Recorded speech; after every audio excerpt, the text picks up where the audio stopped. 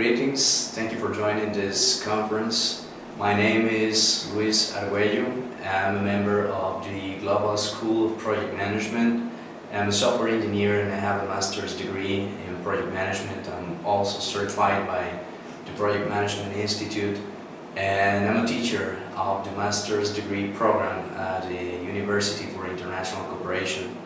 This webinar or this conference that we're going to have online today is about the stakeholders management. That's one of the knowledge areas that was recently incorporated by the PMI in the latest version of the PMBOK guide, the 5th version of the project management body of knowledge. These are our learning objectives for this conference. We're going to get to know the basic principles associated with stakeholders management. We're going to analyze techniques for stakeholders management in the specific context of virtual teams and virtual environments. We're going to consider characteristics associated to the management of stakeholders in teams where there is an outsourcing fashion, where there are outsourced teams. We're going to observe Agile best practices for stakeholders management. That's very specific to the software development industry, but it includes some principles that are very interesting for stakeholders management. They are very different from what we are used to. We're going to discuss about leadership principles for stakeholders management, and we're also going to analyze other basic recommendations for stakeholders management during projects execution. It's so important, this concept of stakeholders management, that it has deserved to be treated separately as a different and independent knowledge area in the PMBOK guide. That was very different in the previous versions of the methodology or the framework for project management. But finally, in the latest version of the PMBOK guide, this was incorporated by the PMI as a separate knowledge area because it is very and extremely important for achieving success during our management and our tasks and activities as project managers.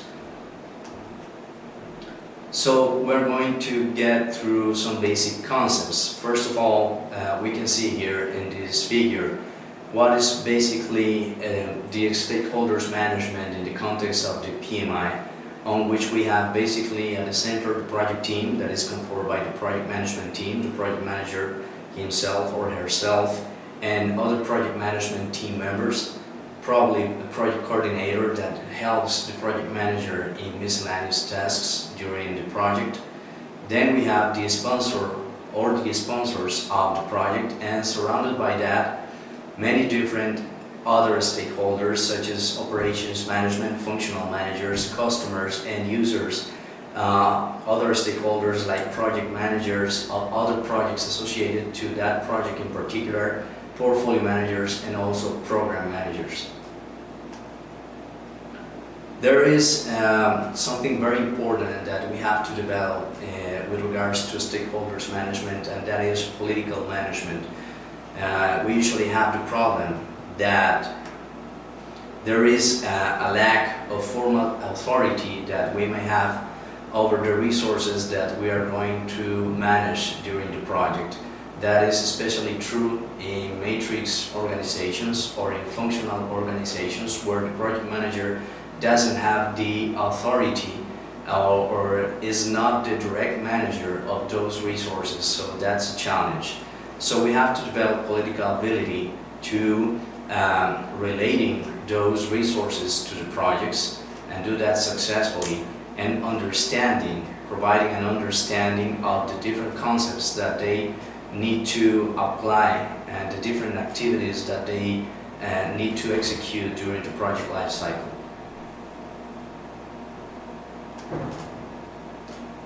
With regards to that, we have the different processes for stakeholders management that are incorporated in the latest version of the PMBOK guide. We have the necessity to identify stakeholders, and that's the first principle or the first process associated to this knowledge area.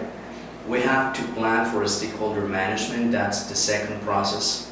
We have to manage their engagement on the project, and we have to control their engagement during the project as well. So those are the four processes that are incorporated in the latest version of the PMBOK guide.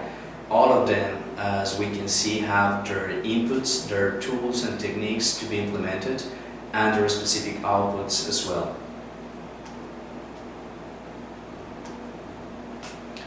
With regards to communications, it must be understood that communication is basically having a conversation. It's not a mere interchange of messages. It's not always communicating what we want to achieve or our vision of things. It's also listening to what others may have to say. And in that context, the project manager should communicate constantly with all the stakeholders and should be the center of all the communication flow during the project. For stakeholders analysis, we should utilize the stakeholders criteria to define the project scope. In that sense, it's very important for us to identify those stakeholders that are basically our customers, the end customers, that the persons or organizations that are going to use the service, the result, or the product that the project is going to implement. And those are our internal or external customers, so their criteria is of the utmost importance to define the project scope. Then get the support of the stakeholders with the highest amount of influence. It's very important to get to know which of those stakeholders are the ones that have the highest amount of influence and power in the context of the project, in the context of the organization for which the project is being developed, because they are going to be key players during the project execution. Then to find the channels to maintain frequent communication with all of them. It's very important to get to know which specific communication channels we're going to use to get in touch constantly with those stakeholders and key players, and then get to know them so we can anticipate their reactions to different circumstances that may appear during the project. So we were talking about stakeholders identification as the first process that we should execute in order to implement this knowledge area and project implementation. In that sense, it's very important to brainstorm to identify all the persons that have interest in the success of the project or even in its failure. So it's very important to identify that at the beginning of the project. So that's why this stakeholders identification process happens during the initiation stage of the project. Then the stakeholders, we have to consider that they may be physical persons, or they may be organizations or teams of different persons. So it's not that a stakeholder is going to be a physical person per se. That should vary from project to project. For stakeholders prioritization, we could use a chart like this one that we're showing here, on which we basically have two axes, one to represent the level of power the stakeholder has, and the other one to represent the level of interest the stakeholder has. So there are four different criteria, or four different possibilities that we may have with every one of them using a chart like this. On which we're going to be able to identify stakeholders with high power and high interest, others with high power but less interest in the project, others with less power and high interest, and finally others with less power and less interest in the project. So we should focus definitely on those that have high power in the context of the project and also have high level of interest in the project. And with regards to them, we have to manage them closely, very closely during project planning and during project execution. Probably with the ones that have less power and less interest in the project, we just want to use the minimum amount of effort possible, and that's possibly limited just to monitoring the different reactions that those stakeholders may have during the project.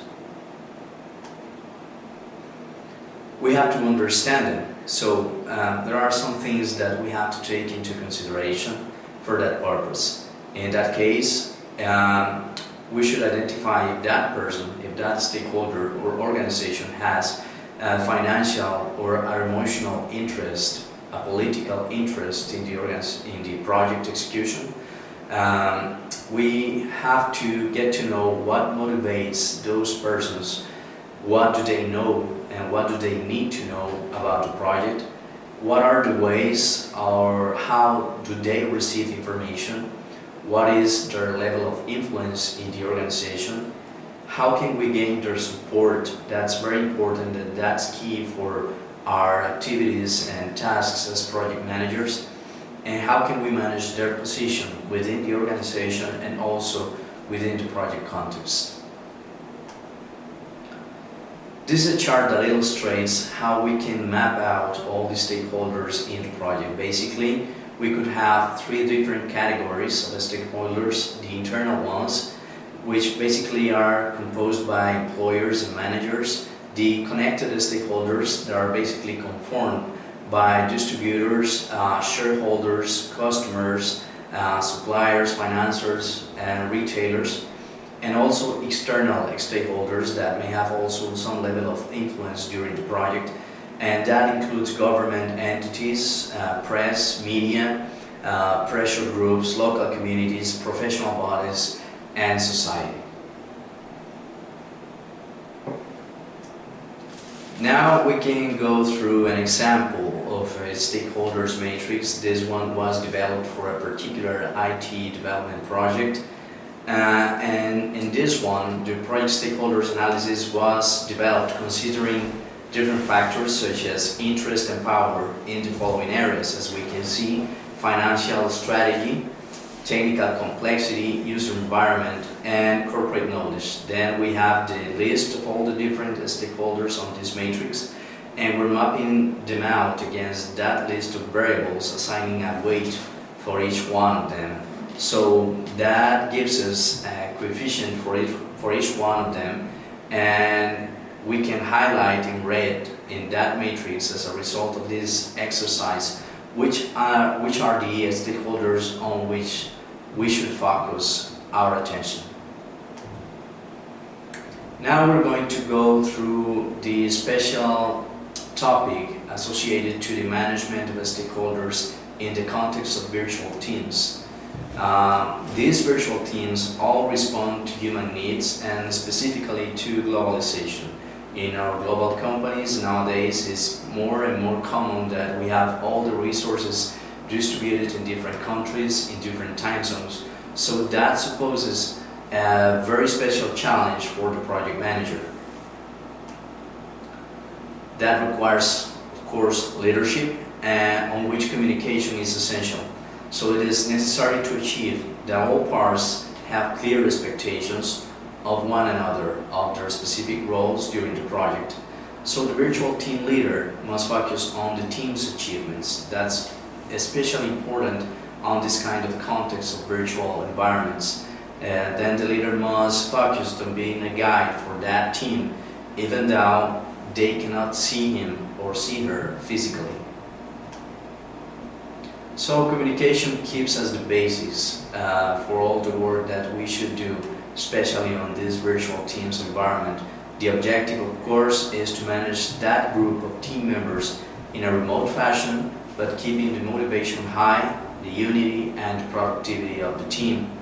Communication is a very essential premise, but it must not be the only way to do the management of such teams. So we have to make an effort not to assume anything, but communicate everything, and do that on a constant basis. And remember always that the feedback is essential to the communication process. There are some things that we might consider for communication dynamics in virtual environments, such as establishing periodic conference calls to follow up on action items and the accomplishment of the objectives that we have defined for the project, try to dispose of resources to be able to interchange information with the team.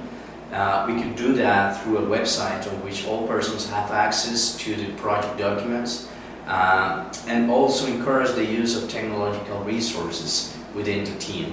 In this case of virtual teams, that's key success factor for the project, because all the team members are distributed in different time zones and geographic sites. So we most encourage the use of technological resources in order to be communicated in a very constant basis.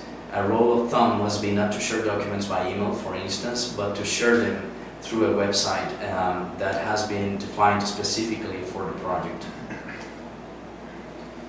It's very important also to define rules. So as leaders, we are encouraged to do that.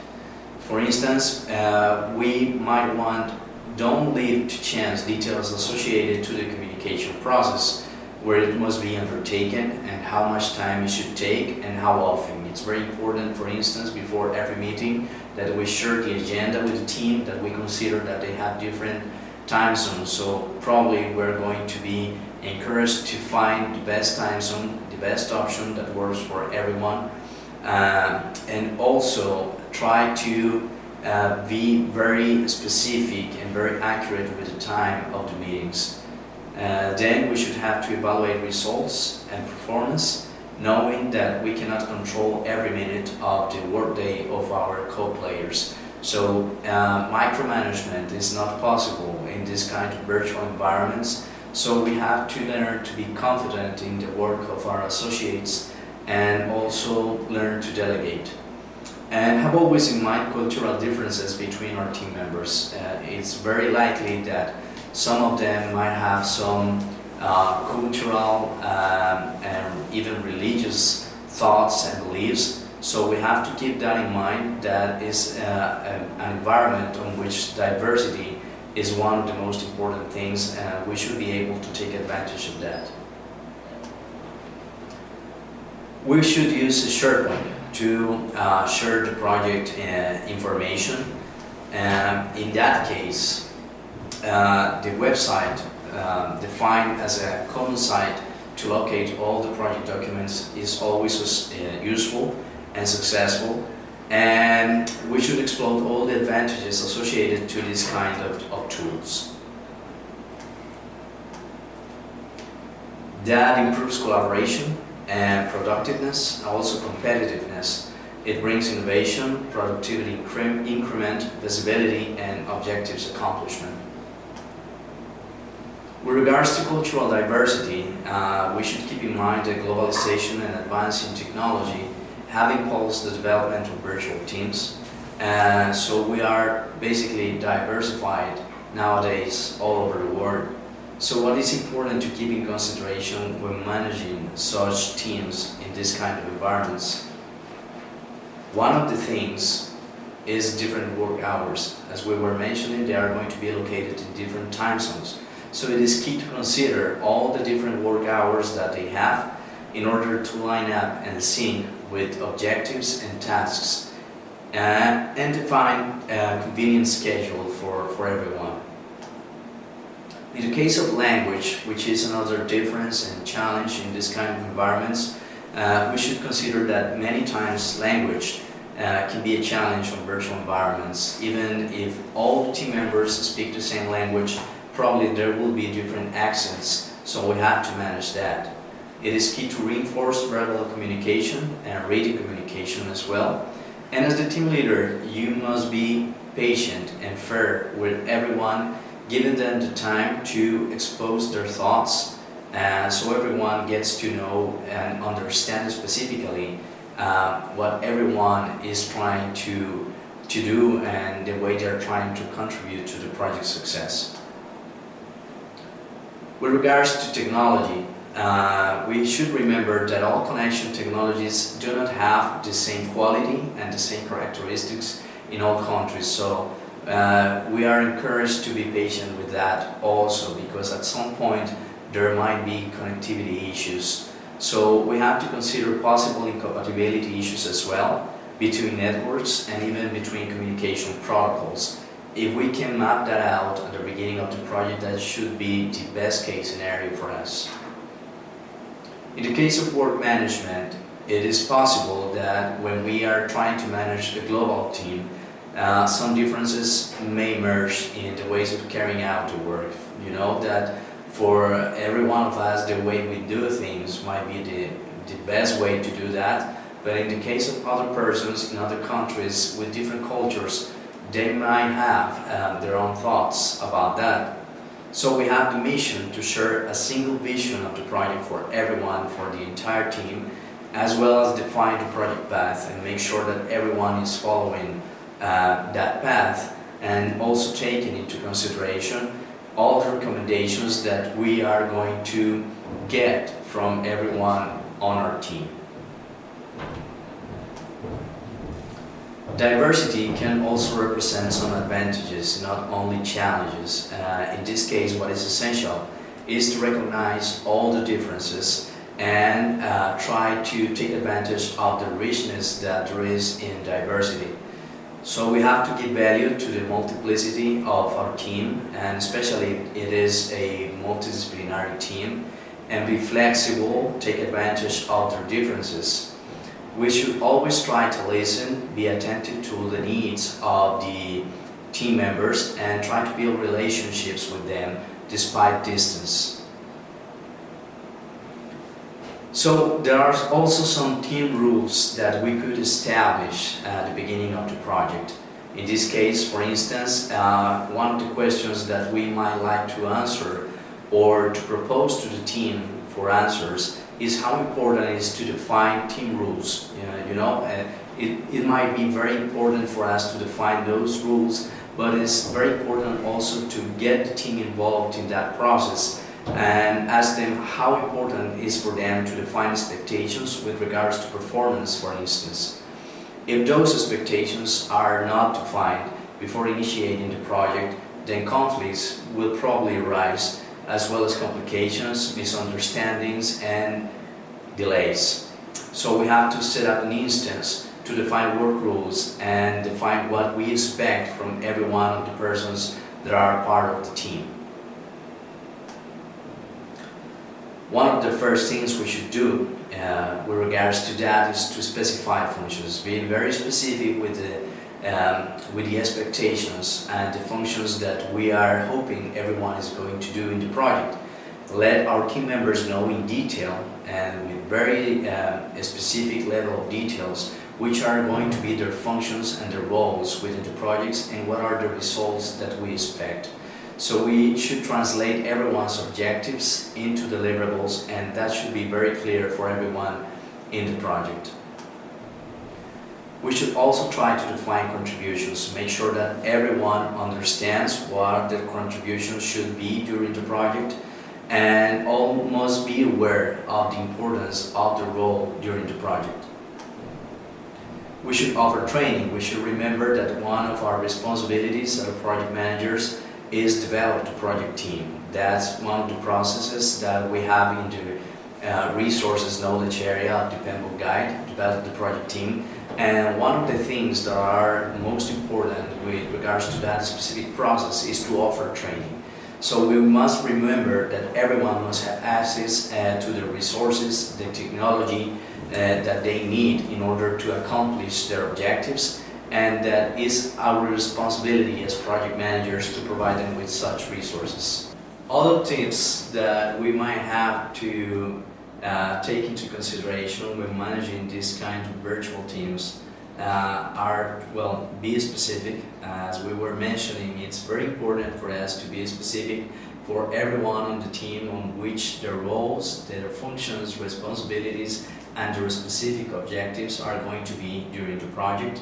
Always request feedback. It's very important that we understand that communication is not just us talking to everyone and letting them know our thoughts and what we want in the project, but also trying to listen to everyone during the project.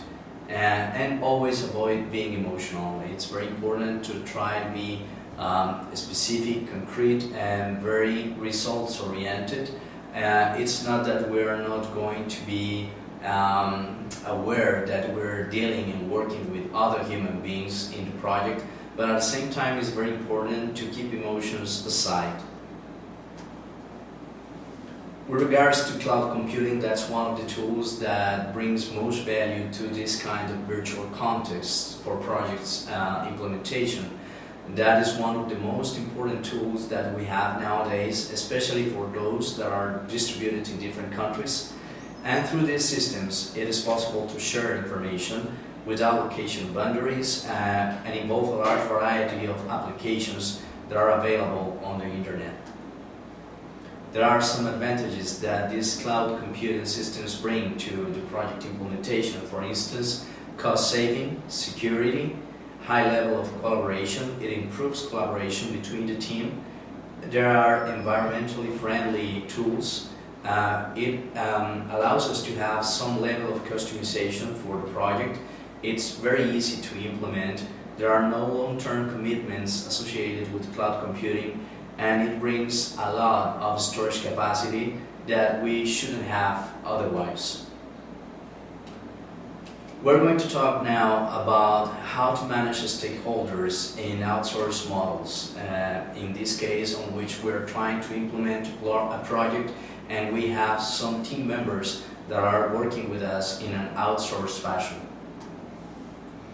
In the case of outsourced teams, in many professional disciplines, that is a trend nowadays to have the incorporation of outsourced resources, and that is more and more common nowadays. Managing this kind of team implies also its own particular challenges for a project manager, considering that those resources are not going to be part of the specific team, or at least of the payroll of the company on which the project is being implemented, and that they probably have special contractual conditions. So one of the first decisions we should make is if that outsourced part of the team is going to be communicated entirely with the rest of the team or not, if they are going to have access to all the project information or not. Generally, this decision is made quickly, but it is very important that it is a very conscious decision. It requires some thought. We should analyze the conditions that might lead us into one direction or another, but as I was mentioning, it's very important that this is a conscious decision. There are also responsibilities defined for the outsourcing team. In the case to avoid conflicts, rework, and loss of time, it is necessary that from the initiation of the project in advance, all the resources that are working with us in an outsourced fashion are clear about their responsibilities and their boundaries within the project context. So we might need to filter information. It is common that each person communicates using their own style, and in many cases the definitions and requirements must be submitted to vendors and to the persons that are part of the team in the outsourced fashion. So as responsible for project communications, we must review and filter all the information between the different parts, just to make sure that we are complying with the different internal political procedures to share information, because there must be disclaimers probably and different special conditions in the contracts between the organization and the resources that are being provided by the vendor in the case of the outsourced fashion. Now we're going to jump into the Agile approach for stakeholders management. As mentioned at the beginning of this conference, Agile is very specific for the software development industry, but it brings a lot of interesting tips that will help us manage stakeholders in a way that is quite different from the traditional one. So we would like to know which are the Agile premises. In this case we have four. The first of them is that individuals and interactions are above processes and tools.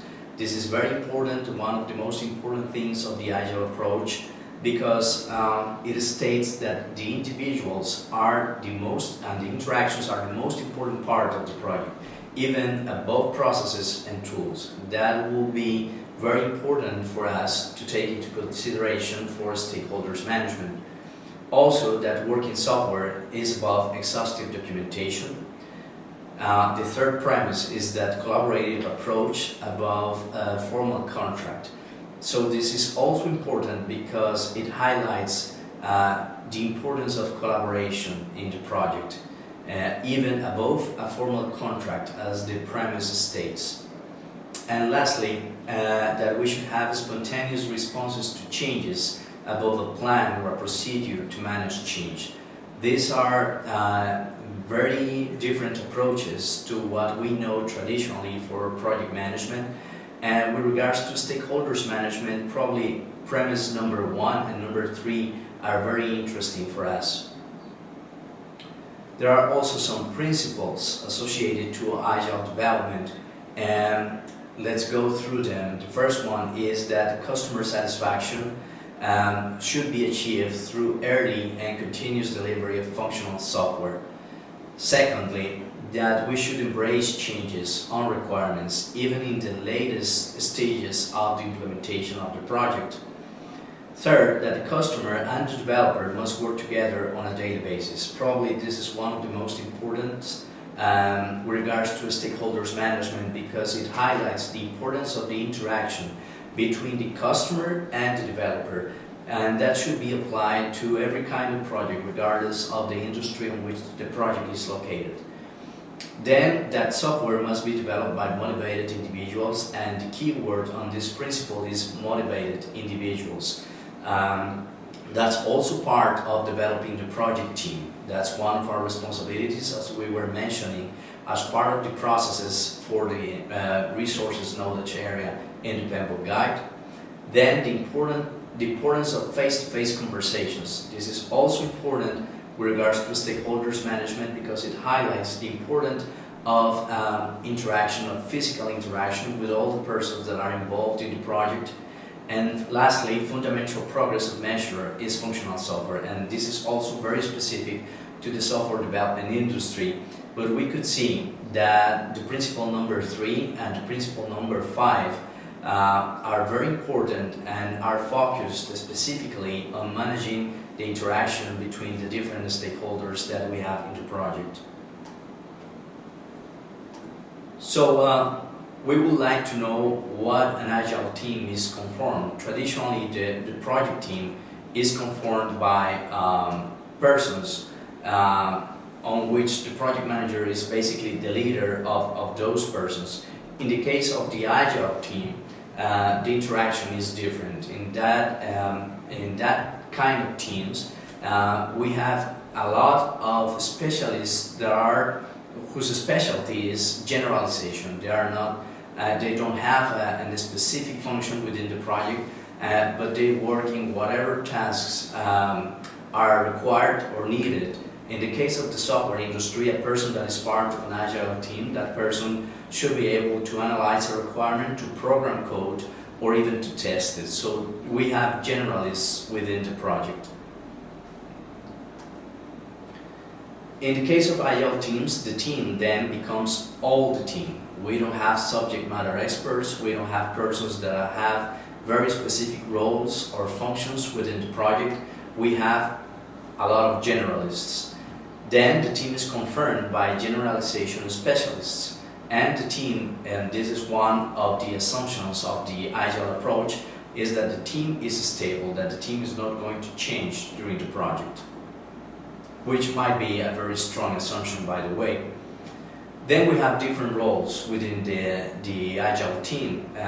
Basically, we have 3. The first one is the team coach, which might be understood as the project manager. This person is responsible for the team, for providing resources, and is a solutions facilitator. The developer, just to put a generic name to this role, who is responsible for the system's creation. And as we were mentioning, that person should have or could have responsibilities that come from analysis, design, programming, or testing of the code. And then we finally have the product owner. That is the person that is the only contact with the development team, and that person is the representative of all the other stakeholders that might have an interest in the project. That person represents the customer and is the only one that is authorized to have interaction with the development team. There are some values associated to project management in the Agile approach. Those are communication, respect, simplicity, feedback, and courage. We can see them on this slide as a circle in the life cycle of the Agile approach, with all these values interacting with one another. There is also a very important topic that we want to cover during this presentation, and is the one associated with leadership and its relationship with the stakeholders management. Leadership can be defined in very different ways, but probably we would like to have a couple of definitions for it. First of all, as an influence, so leadership can be defined as the art or process of influencing over people so they volunteer enthusiastically to achieve the team goals. And also, the second definition could be to define leadership as a social phenomenon which occurs exclusively on social groups of very different natures. There are some capacities associated to leadership. One of them is the peer capacity. That is the capacity that the leader should have to interact with their peers within the organization. The leader capacity per se, which is basically, as we were mentioning in the definition that we mentioned previously, as the capacity to influence others so they volunteer to achieve the project goals. That is easier said than done, but that's the whole thing about leadership. Then the conflict resolution capacity, the information processing capacity, the capacity of the leader to process very high amount of data during the project and to filter what is important and what is not, and to whom. Then the decision-making capacity. Of course, everyone expects the leader to make decisions along the project. Some of them might be taken in an independent way without consulting the project team. Others should be considered and taken with all the team's participation, and to get to know on which cases specifically to have a democratic approach. It's part of the art of leadership. Then resource management capacity. Of course, it's very important for the leader to be focused on the allocation levels of every one of the resources that are part of the project. The enterprise capacity and the introspection capacity for us as leaders to go inside ourselves and continuously being evaluating what are we doing very well in the project and what needs to be improved. Some characteristics that the leader may have are vision and consistency, and more specifically the capacity to share that vision with all the team, to get them in touch constantly with that vision and not to lose it despite of all the execution activities of the project. Commitment, that person should be the first one showing commitment for the project. Keep up to date, delegation and empowerment ability, and astuteness, and also there is some level of political management that is expected from the leader, because that person is going to be interacting probably with persons at the senior management level. So in those levels it's very important that that person has political ability, as we were mentioning at the beginning of this presentation. So can we learn to be leaders? Formerly in the past it was believed that leaders were born and even that those persons had very specific physical characteristics, that they possess certain physical features and personality that made them unique. One of the distinctive characteristics of the human being, however, is the ability to learn. So can we develop the ability to lead? There are possibly two ways to do that. One of them is by doing it, and in in that case, we should consider that good judgment comes from experience, but experience comes from bad judgment. So we are going to make mistakes along the way, but it's very important to learn from them. And the other way should be learning from the mistakes that others made. How should we behave as leaders? Leaders most of the time adopt a position and an attitude towards objectives and towards goals for which they're working for. And that attitude is a very positive attitude. Also very critical attitude, because they are always trying to question how good they are doing things. And on the other hand, success of great leaders depends on the ability that they have to build a base of loyal followers. So one of the things that we must understand as leaders is that our power comes from our ability to empower other ones. Other recommendations that we could have in consideration are to delegate, which is an art and is not possible for all of us. But we have to put ourselves at the beginning of the project in a position on which we can delegate. That's a position of leadership and authority that, even though it's not formal, it's our position within the project. We have to be mentally prepared for that.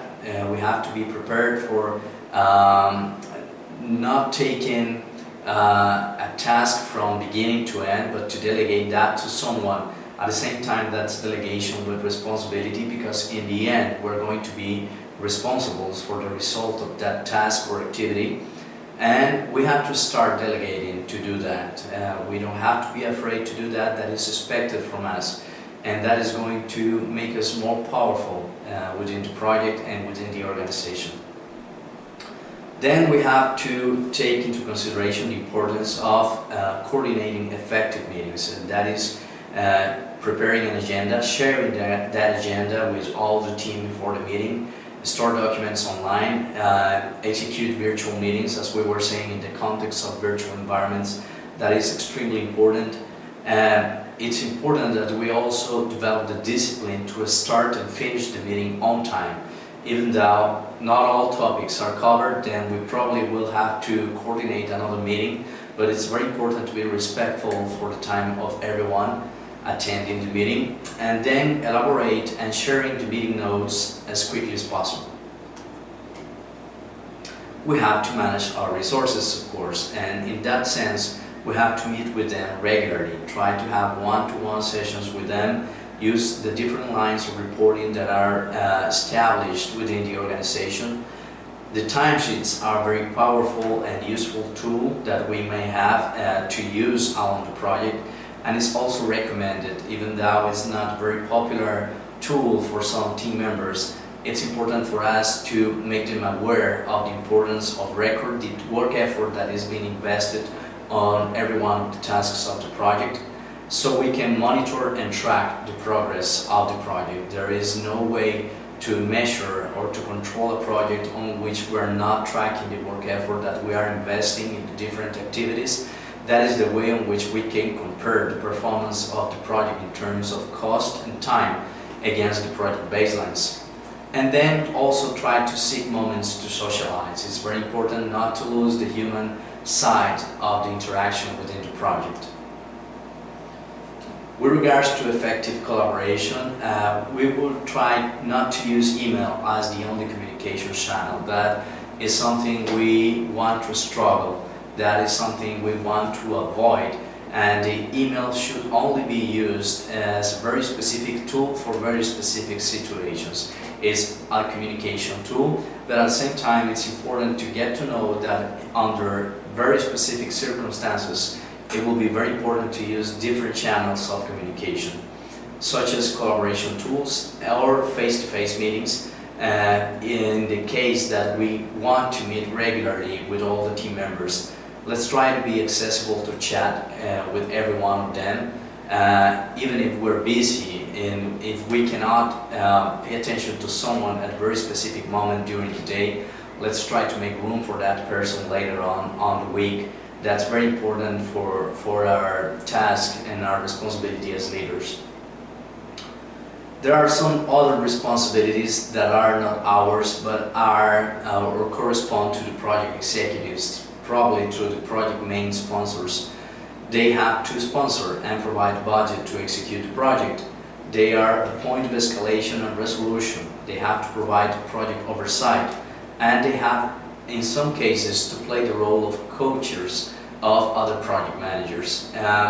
Those are four main responsibilities that we could outline for project executives, for project sponsors, and it's very important for us at the beginning of the project to try to establish that kind of relationship with them and to make them aware that we expect that from them during the project.